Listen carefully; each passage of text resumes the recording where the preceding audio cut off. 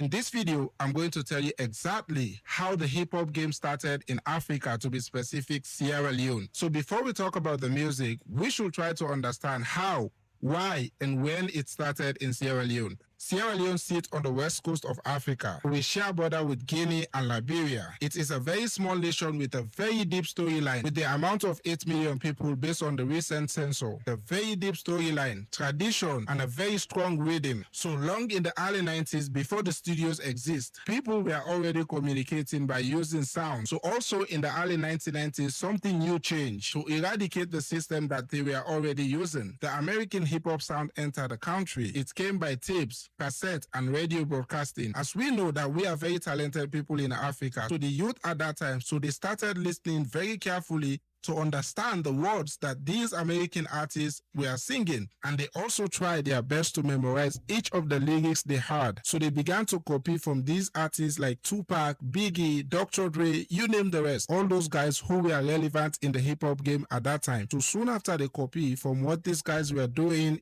how they talk in their music, how they dress, so creativity came in place. From then, our first local rappers, they started going to the stage. At first, the music was also performed or sing in English. But after some times, everything changed because the artists in Sierra Leone, they started using which we call Creole. So they use a system to translate it in Creole so that the ordinary people could finally understand every single message clearly. So from then, hip-hop was not considered as foreign music anymore in the industry. It became a way or a form of how the local artists to impress or express their emotion through by what was happening in the government. So some of them, they started doing it in their bedrooms. So some of them, they were doing it in street concerts. So some of them were also fortunate to, afford to go to the recording studios that were available at that time. The likes of Paradise and all other, recording labels that were present at that time. So after that, the first pioneers, they start introducing the rap music into the Sierra Leone society. So before we go forward, I have a question for you. If you were living during this time, do you think that you would support the rap music? So I want you to comment below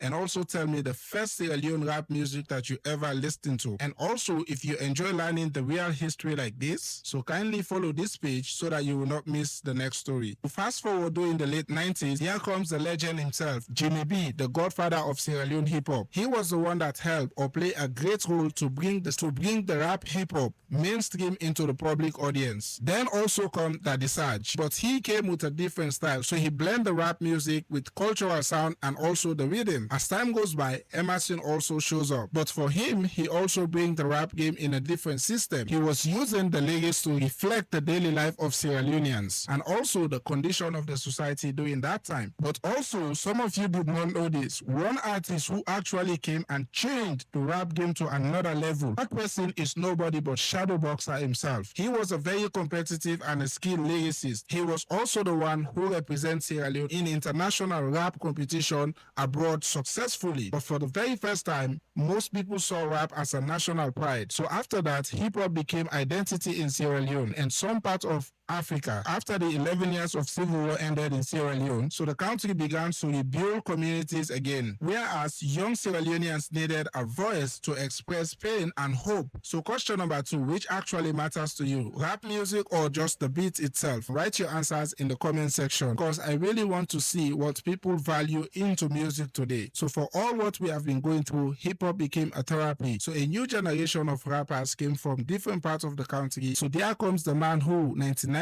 of people know that he is the legendary hip-hop king in Sierra Leone, Cowdinero. So Cowdinero introduced strong lyrical battle and competitive rap culture. Then comes King Boss LAG, who brought the street realism and experience into the songs. And also Drizzly came in. He helped modernize the sound with creative flow and melodies. Also, I want you all to remember this, that Yoke 7 also contributed a lot to the expanding of the hip-hop rap in Sierra Leone, even though last to the way how some of us we were expecting him. And then come the rivalries between Black Leo and the RFM. fans began to choose favorite artists. So some of them they choose by personality. So concerts start booming, performances and studios slowly increased across the capital city. Hip hop became a full culture in Sierra Leone. It is not just music as we used to see it anymore. So question number 3, who do you think had the biggest influence on Sierra Leone hip hop history? So mention the artists in the comment section, and I also want to see which artists people respect the most in this particular industry. As technology grew, the internet changed everything for musicians dramatically. Songs moved from CDs and radios to YouTube platform and also online streaming apps. Social media allow artists to reach audience beyond Sierra Leone. The melodies increased, but storytelling remained the heart of the music. Today, Sierra Leone hip hop music